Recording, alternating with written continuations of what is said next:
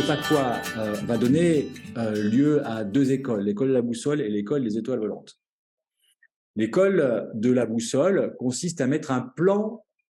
On travaille toujours sur plan, c'est important. Parce qu'il y a quand même si on est un peu dans l'inspiration, etc., on structure les choses, c'est très important. Pardon, on ne part pas dans tous les sens.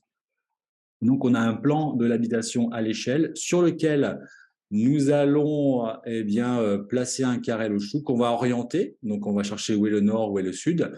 Et donc, nous sommes debout entre ciel et terre, nous regardons la lumière, le sud. Le sud va être ce que j'ai à offrir, c'est l'image que j'ai, l'image de ma créativité que j'ai à offrir.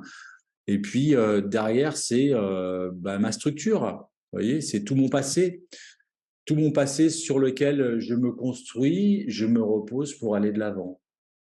Vous voyez ce truc-là? Et donc, il y a un axe comme ça, nord-sud, où je vais aller faire mon chemin de vie. Et puis, donc, de façon à peu près similaire au Pacquois qu'on a vu, on a le carré Lochou qui va se dessiner avec toutes les symboliques qui vont correspondre. Ce carré Lochou, en tout cas, il m'a semblé, moi, nécessaire de pouvoir l'interpréter à la première personne, parce que comme je vous disais tout à l'heure, la conscience est important, le changement intérieur est important. Donc, il n'y a pas de bon secteur ou de mauvais secteur. En fait, il y a des postures et des schémas intérieurs que l'on a qui fait que on va avoir des choses qui vont se manifester de façon plus ou moins favorable dans l'habitation. Et vous voyez que par exemple, le secteur nord, donc qui est, tout à l'heure c'était la graine qui était sous terre, donc là c'est les fondations, c'est tout ce qui est derrière moi, qui me permet soit dans des aspects favorables de prendre appui sur mes fondations, quelles qu'elles soient, d'accord. Et puis avec ça, je vais avancer dans ma vie. Ok. Si je suis pas en accord avec mes fondations, je vais dans l'instabilité, dans les problématiques liées à la structure, dans les choses du passé que je vais pas vouloir voir, que je vais vouloir occulter, que je vais rejeter, etc. Et donc j'aurais tendance à être assis sur un château de cartes, en fait. D'accord. Vous avez ensuite le nord-est. Donc le nord-est, tout à l'heure, c'était la terre. Vous voyez, c'était le 1, 2, 3 partez. C'était cet espace-là qui était complètement immatériel et qui permettait de plonger dans un état introspectif. Eh bien, dans l'habitation, au niveau du carré Lochou, c'est le secteur nord-est qui va nous parler de connaissances. Donc, une fois que je suis dans l'introspection, que je suis dans la méditation, au bout d'un moment, quand j'ai enlevé toutes les turpitudes et tout ça, je retrouve mon âme, en fait. Et donc, mon âme, c'est quelque chose de divin et donc je retrouve cette capacité à rayonner, à trouver quelque chose qui rayonne, qui est de l'amour. Et donc c'est pour ça qu'on dit que c'est à la fois la connaissance de soi et à la fois l'amour pour soi. Si on n'arrive pas à avoir cette posture-là, on va être, comme je disais tout à l'heure, dans les systèmes d'identification où l'ego va papillonner sur des systèmes de croyances qui sont erronés. Et donc ça va être la mort spirituelle. À l'est, du coup, vous voyez, l'est, la graine, tout à l'heure, elle sortait de terre, elle prenait sa place. On prend de l'espace dans le monde matériel. Eh bien, par rapport au carré Lochou, ce secteur-là représente le fait que notre âme, elle s'incarne dans un corps de chair. Et donc, lorsque l'on est, on prend notre place, on a un corps de chair, et dans ce corps de chair, vous avez le patrimoine génétique du père, le patrimoine génétique de la mère, avec tout le champ d'information qu'il y a dedans. Et donc, dans le patrimoine génétique du père, il y a le grand-père et la grand-mère. Dans le patrimoine génétique de la mère, il y a le grand-père et la grand-mère. Finalement, on a un patrimoine génétique qu'on porte dans notre corps de chair. C'est toute la famille. Il y a tous les ancêtres qui sont dans notre peau, en fait. Donc, il y a un enjeu qui est énorme de pouvoir être en paix avec sa famille, d'être en paix avec le père, avec la mère, etc. Ça, c'est très important. Donc, ce secteur m'invite à recevoir et surtout accepter, même si c'est des fois pas drôle, accepter l'héritage familial dans la compréhension, la compassion et l'amour.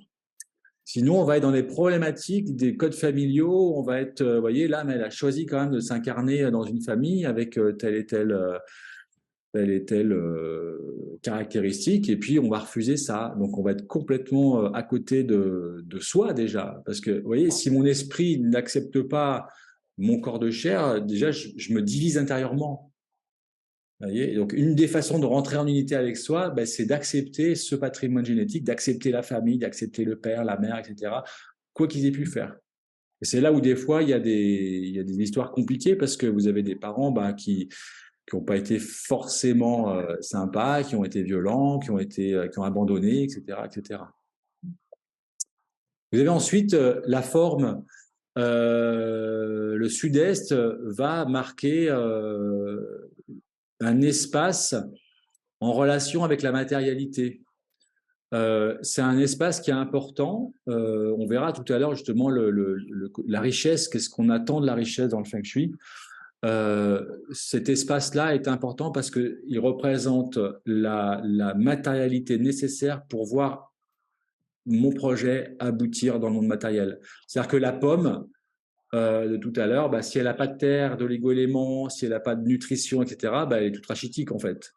Et puis, qu'est-ce qu'elle aura à offrir aux gens qui auront envie de manger des pommes? Ça sera pauvre. Et donc, notre richesse, c'est pas une richesse d'accumulation égotique pour montrer qu'on a réussi dans la vie, mais c'est les ressources matérielles qui permettent de nous exprimer dans le monde matériel. Voilà. Donc, c'est j'accepte de recevoir l'énergie utile pour manifester mes projets dans le monde matériel, ou sinon, bah, on a tous les problèmes de prise de pouvoir, corruptibilité, dévalorisation. Problème de polarité aussi, c'est très, très, très lié. J'ai souvent, très souvent, rencontré des personnes qui étaient dans des problématiques financières et en même temps dans des problématiques de polarité, c'est-à-dire de gestion du principe masculin et féminin, qui est très, très, très souvent en relation avec le père et la mère. Et donc, ce qui se passe, c'est que dans la petite enfance, en fait, on construit le principe féminin et masculin à l'image du père et de la mère. Donc, si on a une mère un peu étouffante, envahissante, défaillante, violente, etc., eh ben, on aura du mal à prendre les ressources matérielles. Parce que la mère, en bioénergie, c'est le premier chakra. Et donc, il y a forte chance que je vous montrerai un exemple tout à l'heure, il y a de fortes chances qu'il y ait des formes pensées, donc du coup, péché spirituel, formes pensées au niveau de ce chakra-là, et des chambres aussi dans les pieds. Et donc, on n'a plus la capacité à absorber les énergies telluriques. Parce que tout ce qui est matériel, c'est de la terre. Vous voyez, la tasse, ça, c'est de la terre, tout sort de terre. Donc, notre capacité d'enracinement, si on la perd, c'est au niveau matériel, c'est compliqué. Et puis après, l'accomplissement d'un projet se fait dans la fécondation, en fait, du principe féminin et du principe masculin, au même titre que pour enfanter, bah, il faut un homme et une femme. C'est aussi bête que ça. Et donc, la pomme, pour exister, il lui a fallu quoi? Une graine qui tombe dans la terre. Donc ça, c'est le principe masculin, la graine. Et puis la terre qui va accueillir la graine, c'est le principe féminin. Donc ça veut dire que si j'ai pas de graine à planter, bah, au moins c'est réglé. Ou alors que si ma graine elle est défaillante, etc., elle est stérile parce que je sais pas pourquoi, il n'y aura pas d'arbre. Et de la même manière, si la terre ne s'ouvre pas, si elle est sèche, elle est aride, et qu'elle reste, elle veut pas s'ouvrir parce que le masculin il est méchant, par exemple, eh bien, vous avez la graine, elle reste au-dessus surface de la terre, elle sèche et vous n'avez pas de pomme non plus. Donc le secteur sud, et donc c'est l'image de soi. Et donc c'est là, voilà, on offre les pommes. Et on dit, voilà, que on a à offrir ce qu'on a à offrir. Vous voyez, un boulanger, il va faire du bon pain, un mécanicien, il va réparer au mieux la voiture, dirigeant, il va diriger au mieux, avec dans l'amour, etc., etc. Vous voyez, c'est ça, qui l'on est. Donc c'est très lié en fait avec ce nord-est. Qui suis-je? Quelles sont mes capacités? Voilà, qu'est-ce que j'ai à offrir? Et donc la manifestation de ce que j'ai à offrir, c'est ici le sud. Donc c'est pas forcément la réputation pour dire j'ai 100 000 vues sur YouTube. C'est une réputation de dire regardez, je montre ce que j'ai à partager avec vous. Et donc, dans les aspects supérieurs, où on s'émerveille de l'accomplissement et de la manifestation de mes projets, que je partage dans la joie. Le sud est en lien avec l'amour et la joie. Sinon, on va être dans les besoins ou les manques de reconnaissance. Donc, soit on va se cacher, parce qu'on ne veut pas être vu, d'accord? Soit on va dire, regardez-moi, j'ai besoin de vous, je suis besoin d'être aimé, etc., etc. Ouais, dans les jeux de séduction, dans tout ça. Le sud-ouest représente, tout à l'heure on avait dit que c'était les aspects féminins de la Terre qui est le réceptacle de la graine, et donc c'est la mer. Donc il représente la place de la femme, de la féminité, de la mère et de l'amour. Et donc on est dans le relationnel, dans le fait de rayonner l'amour divin, d'accueillir l'autre et d'échanger dans la joie et le partage. Ce qui suppose de s'accepter soi, parce qu'on ne peut pas rayonner l'amour divin si on n'a pas trouvé en soi, donc ça c'est très important pour pouvoir voilà, le rayonner à l'extérieur. Si on n'arrive pas à faire ça, qu'est-ce qu'on fait? On va faire comme les deux qu'on a vus tout à l'heure, qui sont reliés par leur chakra, là. Et donc, chacun va projeter sur l'autre ses turpitudes et on va souffrir. Le secteur ouest représente la créativité. Alors, on parle de enfant créativité. En fait, c'est un secteur qui consiste à, d'une part, faire les bilans, se détacher de ce qu'on n'a plus envie. Et donc, c'est envisager quelque chose de nouveau dans les prochains cycles.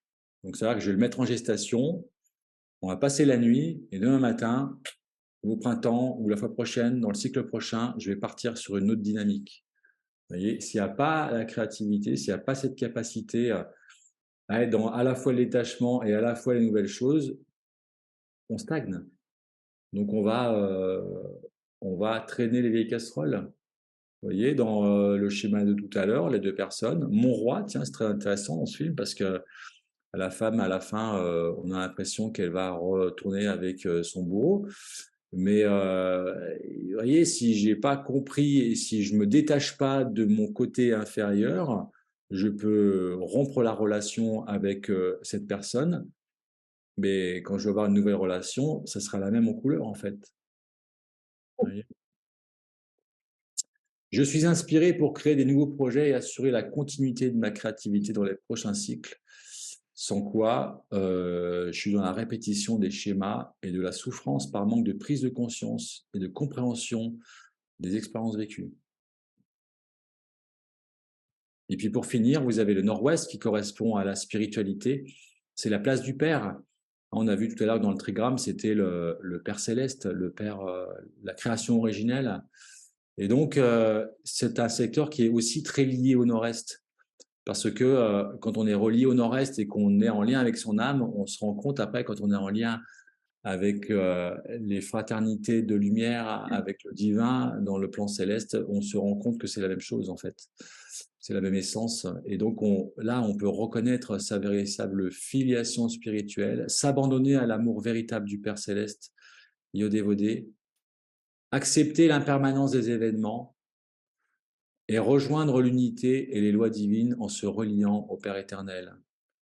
Sans quoi, on sera dans la peur de la mort, donc on va vouloir conserver, garder les choses, même si elles sont pas terribles, et on peut être dans un manque de guidance, dans la rébellion, dans le refus, dans tous ces trucs-là, quoi. Et le centre, voilà, le centre, c'est l'homme ou la femme, hein, donc c'est l'être humain en équilibre, donc qui va chercher la paix, l'alignement, etc. Et sinon, on va être dans les problématiques d'alignement, polarité.